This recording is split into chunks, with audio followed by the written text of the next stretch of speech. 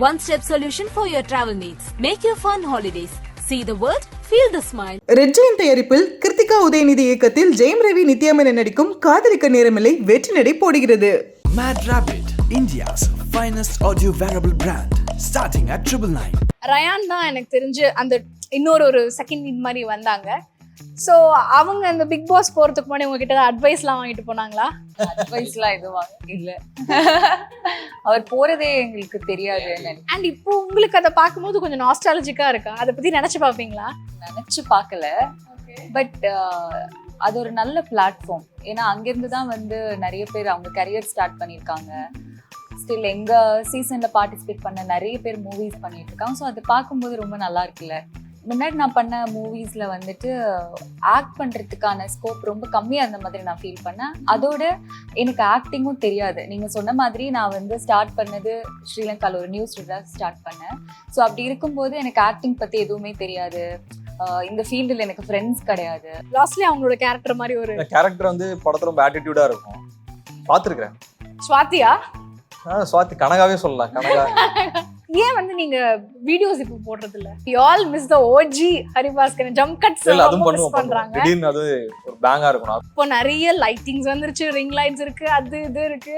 So how do you see the contemporary content creators? ரொம்ப லிமிட்டடான content, but எல்லாமே ரொம்ப ஒரு மாதிரி சூப்பர்பா இருக்கும். மெட்ராஸ் சென்ட்ரல் இருந்தாங்க, இப்போ பரிதாபங்கள் இருக்கிறாங்க. மெட்ராஸ் சென்ட்ரல் இருந்தாங்க, டெம்பிள் மங்கீஸ் இருந்தாங்க, தென் வந்து எருமுசாணி இருந்தாங்க. ஸோ மைக் செட் அப்புறமா வந்தாங்க. நிறைய பேர் இருக்கிறாங்க கான்டென்ட் கிரியேட்டர்ஸ். ஸோ யாரை பார்க்கறது யாரு இது பண்றது இல்லை, மனசில் நிற்கிறது கஷ்டமா இருக்கு. அவங்க அந்த பையனை பற்றி ஃபுல்லாகவே தெரியாது அந்த பொண்ணுக்கு. ஏன்னா கூட பழகி இருக்க மாட்டாங்க. அவன் பார்க்கறது பேசுறதை வச்சு அவனை ஜட்ஜ் பண்ணிட்டு இவன் நம்ம செட் ஆக மாட்டான் அப்படின்னு சொல்லிட்டு இருப்பான். ஸோ அப்படி இருக்கிற ஒரு கேரக்டரு ஏதோ ஒரு சுச்சுவேஷனில் அந்த பொண்ணு கூட இருக்கிறதுக்கு ஒரு சான்ஸ் கிடச்சிச்சின்னா அந்த கேரக்டரை அந்த பொண்ணுக்கு எவ்வளோ பிடிக்க வைக்கிது அப்படின்ற மாதிரி தான். நம்ம ஸ்கூல் படிக்கும்போது அப்படிலாம் பசங்க பின்னாடி வருவாங்கல்ல, எங்க வீட்டுல விட மாட்டாங்க. அப்ப எங்களுக்கு எப்படி இருக்கும்னா, இவங்க வந்ததால தானே வீட்டுல எப்படி விட மாட்டேன்றாங்க அப்படின்னு. ஸோ நீங்க சொல்லும் போது நான் அதை யோசிச்சு பார்த்தேன். அப்ப அந்த பையனுக்கு ஒரு மனவலி இருந்திருக்கும்ல.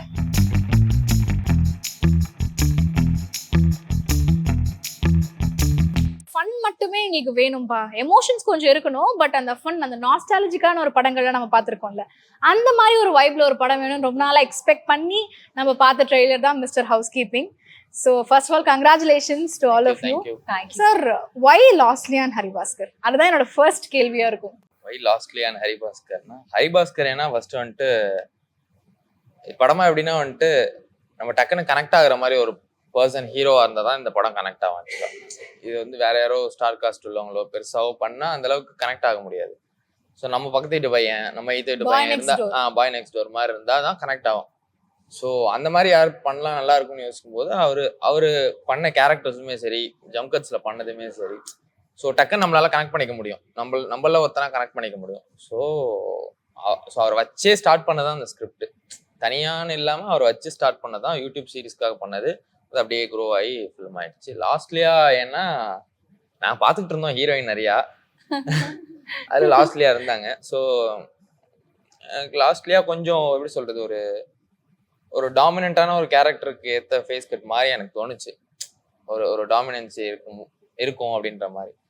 ஸோ அவனை நேரில் மீட் பண்ணி கதை சொல்லி அப்புறம் ரிகர்ஸ்லாம் பண்ணி பார்த்தோம், ரொம்ப நல்லா இருந்துச்சு. ஸோ ஆனா அது பார்த்தோன்னே ஓ மை காட் என்ன இப்படி இருக்கு ஒரு கேரக்டர் அப்படின்னு சேலஞ்சிங்கா இருக்கிற மாதிரி தோணுச்சு எனக்கு நடிக்கிறதுக்கு. உங்களுக்கு எப்படி இருந்துச்சு? சேலஞ்சிங்கா இல்லை, ஆனா இந்த மாதிரி கேரக்டர் நான் பண்ணதில்லை. கொஞ்சம் டாமினண்டா பண்ற மாதிரி பண்ணது கிடையாது. இவர் அது இது ஏதாவது சொல்லிட்டே இருப்பேன். இந்த படத்துல இவரோட பேர் ஹானஸ்ட் ராஜ், என்னோட பேர் இசை. ஸோ இவர் ஏதாவது சொல்லிட்டே இருப்பேன். எனக்கு இவரை பிடிக்காது. அந்த மாதிரி இவரை பார்த்தாலே எனக்கு இரிட்டேட் ஆகும். ஸோ அந்த மாதிரி தான் இருக்கும். ஈஸி லைக் நாங்கள் ரிஹர்சல் போயிட்டு தான் ஷூட்டுக்கே போனோம். அதனால எந்த இடத்துலையுமே வந்து கஷ்டமா தெரியல. லைக் டயலாகா இருக்கட்டும், எந்த சீன் பண்ண போறோம் அப்படிவா இருக்கட்டும், எல்லாமே ஒரு கிளீனா எங்களுக்கு தெரிஞ்சிருந்தது. இதுதான் நாளைக்கு ஷூட் பண்ண போறோம் அப்படின்றது. அதனால ஈஸியா தான் இருந்தது. உங்களுக்கு வந்து ஃபர்ஸ்ட் சார் வந்து ஸ்கிரிப்ட்லாம் சொன்னாங்க, பிகாஸ் அவங்க மைண்ட்ல வச்சு தான் எழுதுனேன்னு சொன்னாங்க. ஸோ அந்த ஸ்கிரிப்ட் வந்து சொல்லும் போது what was in your mind? Web series கான்டென்ட்டா பண்ணணும்னு நினைச்சு ஃபர்ஸ்ட் கொடுத்தாங்க. அதில் நான் படிக்கும் போது இது நம்மளோட ஜோன் மாதிரி இருக்கு. டோட்டலா படிக்கும் போதே ஓகே இது நம்மளோட என்டர்டெயின் பண்ற ஒரு ஃபேக்டர் இருக்கு இந்த மூவில அப்படிங்கிறது தான் எனக்கு ஃபர்ஸ்ட் தாட் இருந்தது. அப்புறம் நான் படிக்கும் போதே சிரிச்சுக்கிட்டே தான் படித்தேன். படிக்கும் போது அவர் எழுதியிருக்கிறதே வந்து ரொம்ப யதார்த்தமா, ரொம்ப ஒரு ஆர்டிஃபிஷியலாலாம் இருக்காது. நேச்சுரலாக நம்ம என்ன பேசிப்போமோ அந்த மாதிரி ஒரு வேலை தான் எழுதிவே செஞ்சிருப்பாரு. ஸோ அதை படிக்க எனக்கு சிரிப்பு தான் வந்தது. இப்படிதானே நம்ம அம்மாட்ட பேசுவோம், இப்படிதானே வந்து கேர்ள் ஃப்ரெண்ட பேசுவோம். அந்த மொமெண்ட்ல ஐ மீன் ஒரு அப்நார்மலான ஒரு சுச்சுவேஷன்ல ஒரு நார்மலா இருக்கிற ஒரு பையன் கொண்டு போய் விட்டா என்ன ஃபன்னு ஒன்று இருக்குமோ அதை வந்து அது யதார்த்தமான டைலாக்ல டெலிவரியில அவர் கொடுத்துருந்தாரு. அதை படிக்கும் போது எனக்கு நல்லா லாஃப்டர் மொமெண்ட் இருந்தது. அப்புறம் அவர் கூப்பிட்டு பேசுனதுக்கு அப்புறம் ரொம்ப ரிலேட்டபிளான நிறைய சீன்ஸு உடனே என்ன பண்ணுவாரு, டெவலப் பண்ணுவாரு. இது மாதிரி ஒரு சுச்சுவேஷன் தான் நம்ம இப்போ எக்ஸாம்பிள் வந்துட்டு ஓகே இதை இப்படி இல்லாம இந்த மாதிரி இருந்தா எப்படி இருக்கும்னா அதுக்கு ஆல்டர்னேட்டிவான யோசிச்சு ஒன்று சொல்லுவாரு. ஸோ கூப்பிட்டு பேசுனதுல இருந்து படிச்சதுல இருந்து எல்லாமே வந்து இந்த வைப்னு ஒன்று சொல்லுவோம்ல, நல்லா ஸ்ட்ராங் வைப்ஸ், அது நல்லா செட் ஆச்சு. உடனே பண்ணோம். நிறைய படங்கள் வந்து இந்த டூ டைமிங் பண்ற மாதிரி அண்ட் தென் அந்த ஜாலியா அந்த ஒரு வைப்ல நம்ம பார்த்துருக்கோம் நிறைய படங்கள். பட் வந்து மிஸ்டர் ஹவுஸ் கீப்பிங் எப்படி அதுல இருந்து ஸ்டாண்ட் அவுட் ஆகுதுன்னு நினைக்கிறீங்க? ஸ்டாண்ட் அவுட் ஆகுதுன்னா வந்துட்டு இது எதை நம்புதுன்னா வந்துட்டு இது எல்லார் லைஃப்லயும் மேக்ஸிமம் நடந்திருக்குன்ற ஒரு கனெக்ஷன் வச்சு பண்ணதுதான் இது. ஃபார் எக்ஸாம்பிளுக்கு நம்ம ஒரு பையனோட பாயிண்ட் ஆஃப் வியூலேருந்து எடுத்துக்கிட்டா, நம்ம ஒரு பொண்ணை லவ் பண்ணியிருப்போம். லவ் பண்ணும்போது நம்மளோட ஒரிஜினல் கேரக்டர் வேறையா இருக்கும். லைக் வந்துட்டு எப்படி சொல்றது, அந்த பொண்ணு பாயிண்ட் ஆஃப் வியூல நம்ம தப்பாவே இருப்போம். பின்னாடி சுத்துறது, எங்க போனாலும் ஃபாலோ பண்றது. ஆனா லவ் உண்மையா தான் இருக்கும், பட் அதை எக்ஸ்பிரஸ் பண்ற விதம் வந்துட்டு தப்பா இருக்கும். அது தப்புன்னு நம்மளுக்கே தெரியாது. ஸோ அப்படி இருக்கும்போது அவங்களுக்கு நேச்சுரலா அவங்களுக்கு பிடிக்காம போயிடும் இல்லைங்களா. ஸோ இன்கேஸ் நம்ம அவங்க கூட பழகிருந்தாலோ இல்லை வந்துட்டு நம்ம பழகிறதுக்கு ஸ்பேஸ் கிடைச்சிருந்தாலோ நம்ம கேரக்டரை பத்தி அவங்களுக்கு புரிஞ்சுக்கிறதுக்கு ஒரு ஸ்பேஸ் கிடைச்சிருக்கும். ஸோ அப்படி கிடைக்காம நிறைய லவ் இருந்திருக்கு. அவங்க அந்த பையனை பத்தி ஃபுல்லாவே தெரியாது அந்த பொண்ணுக்கு, ஏன்னா கூட பழகி இருக்க மாட்டாங்க. அவன் பாக்குறது பேசுறதை வச்சு அவனை ஜட்ஜ் பண்ணிட்டு இவன் நம்ம செட் ஆக மாட்டான் அப்படின்னு சொல்லிட்டு இருப்பான். ஸோ அப்படி இருக்கிற ஒரு கேரக்டர் ஏதோ ஒரு சுச்சுவேஷன்ல அந்த பொண்ணு கூட இருக்கிறதுக்கு ஒரு சான்ஸ் கிடைச்சிச்சுன்னா அந்த கேரக்டரை அந்த பொண்ணுக்கு எவ்வளவு பிடிக்க வைக்கிது அப்படின்ற மாதிரி தான். ஸோ அந்த ட்ராக் தான் நாங்கள் மெயின் ட்ராக்காக வச்சு பண்ணியிருக்கோம். ஸோ இது நேச்சுரலாக எல்லாரும் கனெக்ட் ஆகும். ஸோ நிறைய பேர் மிஸ் பண்ணியிருப்பாங்க, நம்மளை பத்தி கேரக்டரே அவங்களுக்கு தெரிஞ்சிருக்காது, நம்மளோட கேரக்டரே அவங்களுக்கு ட்ரூவா தெரிஞ்சிருக்காமே நம்மளை அவாய்ட் பண்ணியிருப்பாங்க, அப்படியே லைஃப்லேருந்து போயிருப்பாங்க. ஸோ அது மறுபடியும் லைஃப் ஒரு சான்ஸ் கொடுத்து என் கூட இருக்க வைக்கிறேன், என்ன பண்ணுவேன் அப்படின்ற மாதிரி ஒரு சான்ஸ் கொடுத்துச்சுன்னா அது நேச்சுரலா அவனோட கேரக்டர் என்ன ப்ரூவ் பண்ணுது அப்படின்றது மாதிரி தான். எக்ஸாம்பிளுக்கு வந்து இப்போ நீங்க லைஃப்ல வந்துட்டு வந்திருக்கீங்க, இப்போ நீங்க லைஃப்ல வந்துட்டு பாய்ஸ் எல்லாம் பார்த்துருப்பீங்க. அதுல ஒரு சில பசங்களை பார்க்கும்போது இப்போ இன்கேஸ் வந்துட்டு ஓகே இந்த பையனோட என்னடா இந்த பையன் இப்படி கேரக்டர் இருக்கான், இவெல்லாம் நமக்கு செட் ஆவானா மாட்டானா அப்படின்ற தோணும் இல்ல. சில பொண்ணுங்களுக்கு வந்துட்டு எல்லாருக்கும் ஒரு விதமான பிடிக்கும், சில பொண்ணுங்களுக்கு வந்துட்டு எக்ஸ்ட்ரீம் பிடிக்கவே பிடிக்காது. இப்படி இருக்கிறான், இவெல்லாம் செட் ஆவானா, நம்ம இப்ப எந்த ஜென்ரேஷன்ல இருக்கோம், இவன் என்ன மாதிரி பேசிட்டு இருக்கிறான்ற விஷயம் இருக்கும்ல. அப்படி இருக்கிற பையன் செட் ஆனா அப்படி இருக்கும். ஓகே, அந்த மாதிரி கல்லுக்குள் ஈரம். பட் இதெல்லாம் நீங்க சொல்லும் போது ஏதோ கொஞ்சம் இன்ஸ்பிரேஷன் ரியல் லைஃப்ல நடந்த மாதிரி இருக்கு. எல்லாமே ரியல் லைஃப் தானே.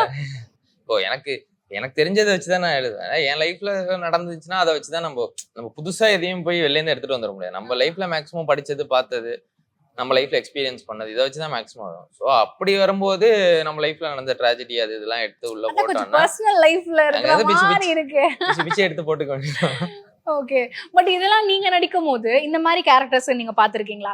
இப்ப நீங்க அவரு கேரக்டரோ இல்ல இவங்க கேரக்டரையோ நீங்க அந்த மாதிரி ஒரு பர்சனை, அந்த கேரக்டரை நீங்க ரியல் லைஃப்ல பாத்திருக்கீங்களா? ரியல் லைஃப்ல? ஆமா. இப்போ அருண் இப்போ உங்களுக்கு எக்ஸ்பிளைன் பண்ணிட்டு இருந்தார்ல, அப்ப நான் யோசிச்சு பாக்குறேன்.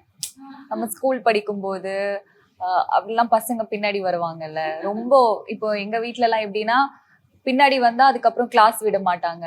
இப்போ ஏதோ ரிஹர்சல் போறோம், ஏதோ பிராக்டிஸ் போறோம் அப்படின்னா அவங்க வீடு மட்டும் வந்தா நாங்க வீட்டுக்கு போறதுக்கு முன்னாடியே எங்க அப்பாவுக்கு கால் பண்ணி சொல்லுவாங்க, உங்க பொண்ணு பின்னாடி இப்படி யாரோ 2 பசங்க ஃபாலோ பண்ணிட்டு போறாங்க அப்படின்னா எங்க வீட்டுல விட மாட்டாங்க. அப்ப எங்களுக்கு எப்படி இருக்கும்னா, இவங்க வந்ததால தானே வீட்டுல இப்படி விட மாட்டேன்றாங்க அப்படி இருக்கும். ஸோ நீங்க சொல்லும் போது நான் அதை யோசிச்சு பார்த்தேன், அப்ப அந்த பையனுக்கு ஒரு மனவலி இருந்திருக்கும்ல அப்படின்னு. உங்களுக்கு அந்த மாதிரி பாத்திருக்கீங்களா? இந்த மாதிரி லாஸ்ட்லி அவங்களோட கேரக்டர் மாதிரி ஒரு கேரக்டர் வந்து படத்துல ரொம்ப ஆட்டிடியூடா இருக்கும், பாத்துருக்கேன். ஸ்வாதியா?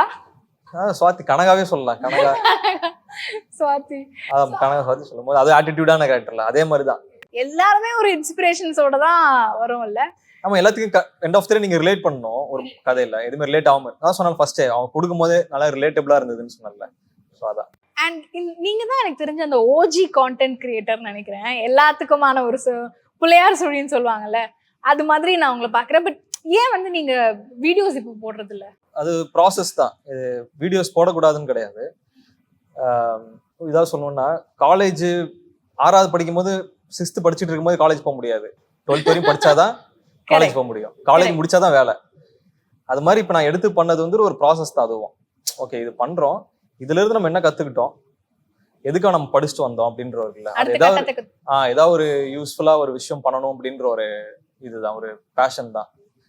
ஸோ அது ஆக்டிங் அப்படிங்கிறது கொஞ்சம் இன்பில்ட்டா பண்றோம், நமக்கு கொஞ்சம் டேலண்ட் இருக்கு அப்படிங்கறனாலையும் நம்ம நிறைய பேர் ரெகக்னைஸ் பண்றாங்க. ஓகே நல்லா ஃபன்னியா இருக்கிறாரு, நல்லா என்டர்டெயின் பண்றாருங்கனாலையும் அந்த என்டர்டெயின்மெண்ட்டை இன்னும் கொஞ்சம் பெருசா பண்ணணும்னு நினைச்சேன். கரெக்ட். ஆனா we all miss the OG Haribaskar jump cuts. இல்ல அதுவும் பண்ணுவோம். திடீர்னு அது ஒரு பேங்கா இருக்கணும். எஸ். ஏன் அப்படின்னா எல்லாருமே வந்து ஸ்வீட் சாப்பிட்டுக்கிட்டே இருந்தாலும் திகட்டிடுவோம். ஆமா ஆமா ஆமா. அந்த டேஸ்ட் இருக்கும் போதே டக்குன்னு கட் பண்ணிட்டு மறுபடியும் இது எப்போ சாப்பிடும்னு நினைக்கும் போது அப்ப நம்ம மறுபடியும் வந்தா ஸ்ட்ராங்கா இருக்கும்ல, மறுபடியும் கொடுக்கலாம் அது மாதிரி. பட் இப்போ கான்டெம்பரரியா இருக்கிற கான்டென்ட் கிரியேட்டர்ஸ் நீங்க எப்படி பாக்குறீங்க? பிகாஸ் நீங்கலாம் ஆதி காலத்துல ஆரம்பிச்ச மாதிரி இருக்கு. இல்ல ஆதி காலம் மீன்ஸ் கொஞ்சம் வருஷத்துக்கு முன்னாடி, அதாவது நான் ஸ்கூல் படிக்கும் போது. நீங்க என்ன பண்றீங்க? நான் வந்து வேலை பாக்குறேன். அதுதான் உங்க வயசு என்னது? 22. அதுதான் ஆதி காலத்துல சொல்றேன். 22னா இப்போ கிட்டத்தட்ட ஆல்மோஸ்ட் நான் ஸ்டார்ட் பண்ண 9 நான் ஸ்கூல் படிக்கும் போது. நீங்க 10th ஸ்டாண்டர்ட் படிச்சிருக்கீங்க. 10th இல்ல 10 வயசு இருக்கும். 11 வயசு இருக்கும். நான் ஸ்டார்ட் பண்ணி 9 இயர்ஸ் ஆகுது. ஓகே. 22 9 11 to 12 இயர்ஸ் இருக்கும். ஸ்டாண்டர்ட் அந்த மாதிரி 8 7. பட் அப்பெல்லாம் வந்து பயங்க அந்த ரெய்னி டேஸ்லலாம் வந்து உங்களுக்கு தான் வாட்ஸ்அப் ஸ்டேட்டஸ்ல பறந்துகிட்டே இருக்கும். சோ ஆனா இப்போ கான்டென்ட் கிரியேட்டர்ஸ் இருக்காங்கல்ல, நீங்க தான் எனக்கு தெரிஞ்ச ஒரு போன்லயோ இல்ல இதுலயோ செல்ஃபா தான் எடுத்துப்பீங்க. இப்போ நிறைய லைட்டிங்ஸ் வந்துருச்சு, ரிங் லைட்ஸ் இருக்கு, அது இது இருக்கு.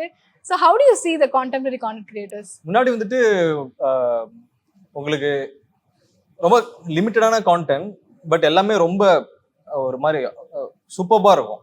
நீங்க நம்ம சேனல் மட்டும் இல்ல, அந்த டைம்ல மெட்ராஸ் சென்ட்ரல் இருந்தாங்க, இப்ப பரிதாபங்கள் இருக்கிறாங்க, மெட்ராஸ் சென்ட்ரல் இருந்தாங்க, டெம்பிள் மங்கீஸ் இருந்தாங்க, தென் வந்து எறும்புசாணி இருந்தாங்க, ஸோ மைக் செட் அப்புறமா வந்தாங்க. ஸோ அதெல்லாம் வந்துட்டு ஒரு மாதிரி ஆர்கானிக்கா ஹெல்த்தியா வந்து இப்படி இருந்தது.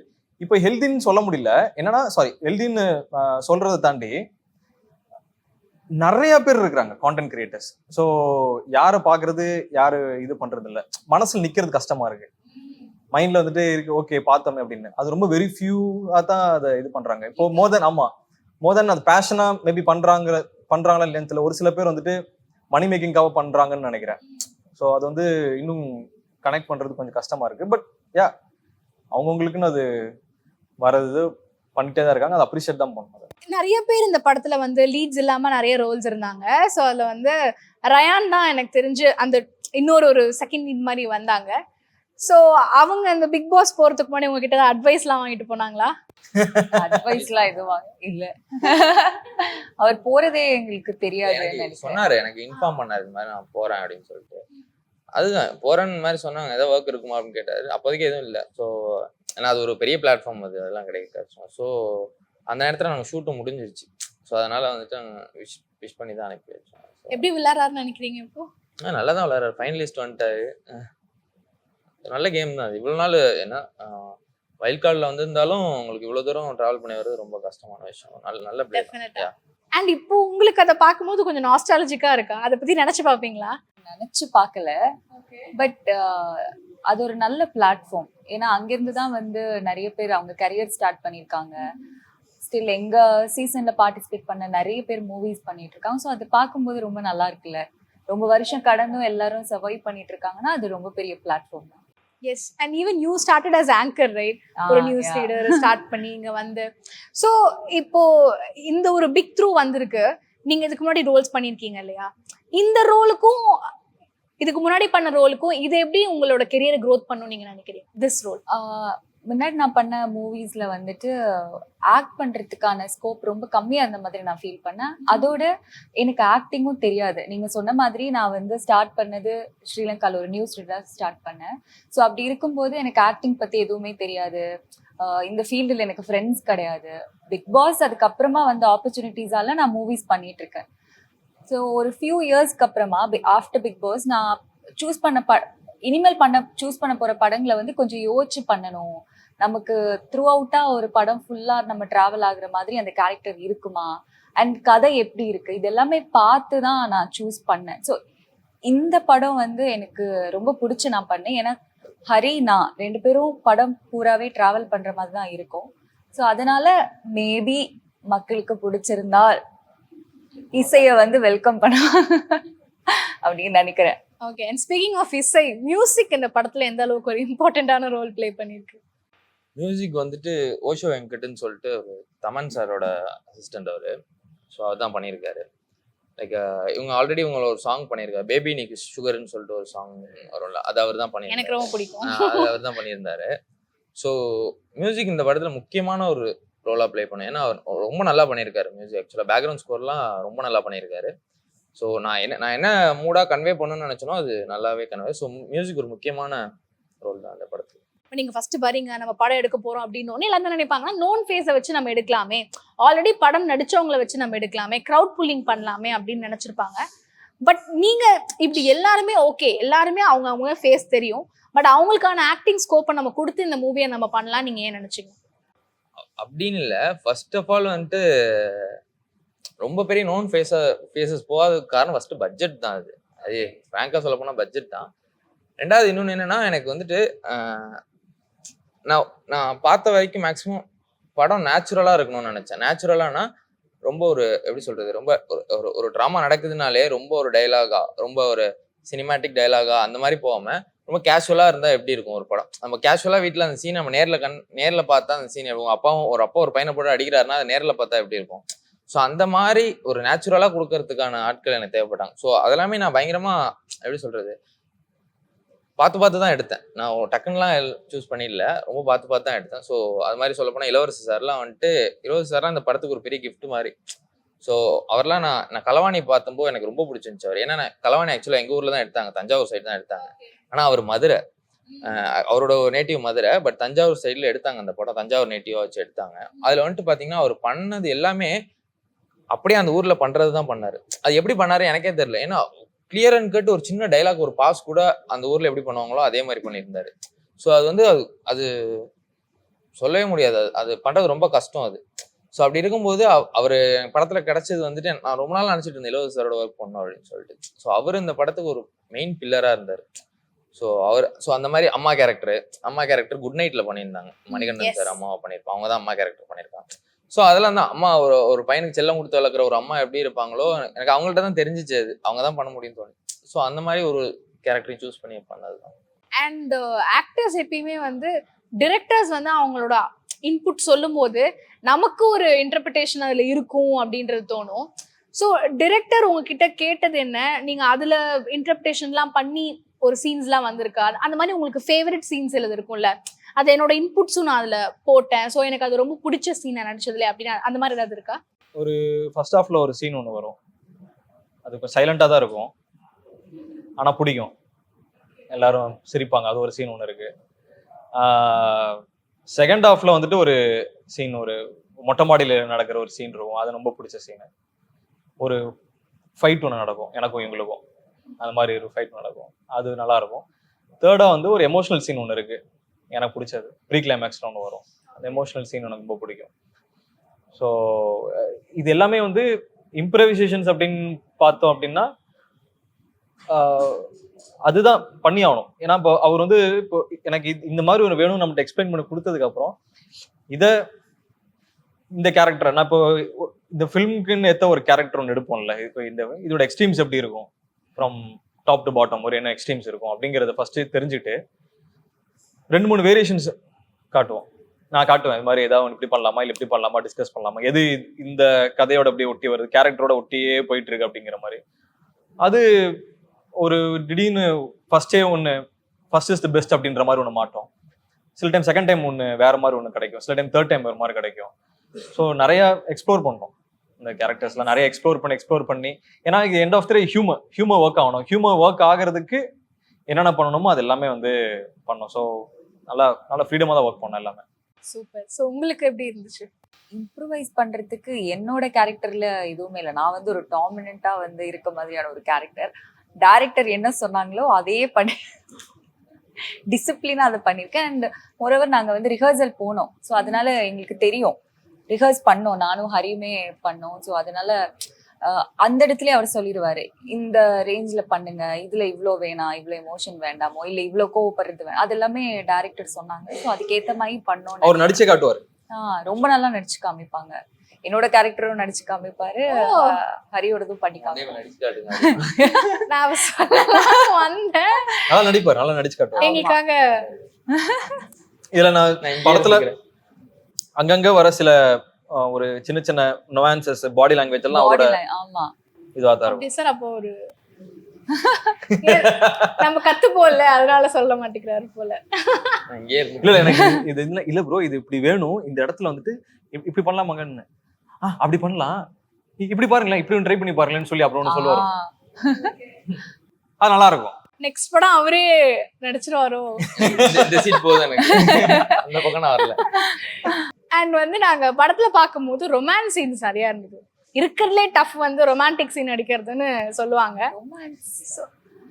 ரொமான்டிக் அவ்வளோ ரொமான்டிக்கா இல்ல. டாம் அண்ட் ஜெரி வந்து எப்படி இருக்கும்? டாம் இல்லைன்னா ஜெரி இல்ல, ஜெரி இல்லைன்னா டாம் இல்ல, ஆனா ரெண்டு சண்டை போட்டுட்டே இருக்கும்ல. சண்டையும் இருக்கணும், அதுவும் இருக்கணும். சோ அது எப்படி இருந்துச்சு? ஃபர்ஸ்ட் நீங்க ஐஸ் பிரேக் பண்ணது எப்படி இருந்தது அது கேட்கணும்னு நினைச்சேன். ஐஸ் பிரேக்னா ஃபர்ஸ்ட் ரிஹர்சல்ல தான். Okay, nice that you guys rehearsed it. சில பேர்லாம் அப்படியே நான் கேட்கும் போதெல்லாம் ஸ்கிரிப்ட் ரைட்டிங்லாம் அதெல்லாம் இல்லைங்க, அப்படியே டைரக்டா போயிடும் அப்படின்னு இருக்காங்க. நாங்க ஒரு 3 days ரிஹர்ஸ், ஃபர்ஸ்ட் வந்து ரிஹர்ஸ் பண்ணது காரணம் எங்களுக்குள்ள இருக்கிற அந்த ஒரு சின்ன ஒரு எந்த நெருடலும் இருக்கக்கூடாது, ஃப்ரீயா ஒர்க் பண்ணும் அப்படிங்கிறது. செகண்ட் திங் வந்து இந்த கேரக்டர் அவ்வளவு இது பண்ணிக்கிறது, தேர்ட் திங் என்னன்னா இதெல்லாம் கொஞ்சம் கரெக்டா ஒன்னு நாங்க ரிஹர்ஸ் பண்ணி பார்த்தனால எங்களுக்கு டைம் சேவ் ஆகும் இனிமே. ஸோ நம்ம கரெக்டா அந்த லிமிட்டடான டைம்குள்ள போயிட்டு இருக்கிறோம், பட்ஜெட் வைஸ் எல்லாத்தையும் பார்க்கணும். அப்படிங்கும் போது ரிஹர்ஸ் பண்ணது எங்களுக்கு கொஞ்சம் பெட்டரா இருந்தது. ஸோ உண்மையாக ஐஸ் பிரேக் அப்படிங்கன்னா அவங்க வந்து பண்ணும்போது இவங்க ரொம்ப ரிசர்வ்டு, அப்படியே உட்காந்துருந்தாங்க, படிச்சுட்டு வந்துருவாங்க எல்லாம். ஆமா, கேட்டுருவாங்க, படிச்சிட்டீங்களா. ஏன்னா நம்மளுக்கு எடுக்க வேண்டியது நிறைய இருக்கும், டைம் கம்மியா இருக்கும். ஸோ அவங்க வீட்ல ஏதாவது ப்ரிப்பேர் பண்ணிட்டு வந்தா மட்டும்தான் டக்குன்னு அந்த டைமுக்கு முடிக்க முடியும். ஸோ அதனால அதுல ரொம்ப கான்சியஸா இருந்தோம். ரொம்ப அமைதியா கூட பாத்துக்கலாம். சரி ஓகே, நான் நினைச்சோம் ரொம்ப அமைதியா இருக்காங்க, எப்படி பண்ண போறாங்கன்னு நினைச்சோம். செகண்ட் டே பார்த்ததுக்கு அப்புறம் தான் ஓகே டன், நம்ம தான் தப்பா நினைச்சிருக்கிறோம், அப்படி கிடையாது, இது சாதா ஆள் இல்லப்பா இது அப்படின்னு. Nice, it is nice talking to you guys. படம் வந்து பெரிய வெற்றியா மாற வாழ்த்துக்கள். Thank you so much. I had a great time with you. Nice time. Thank you so much. Thank you. One step solution for your travel needs. Make your fun holidays. See the world, feel the smile. Red giant தயாரிப்பில் கிருத்திகா உதயநிதி இயக்கத்தில் ஜெயம் ரவி நித்யாமேனன் நடிக்கும் காதலிக்க நேரமில்லை வெற்றி நடை போடுகிறது. Mad Rabbit, India's finest audio wearable brand, starting at 999.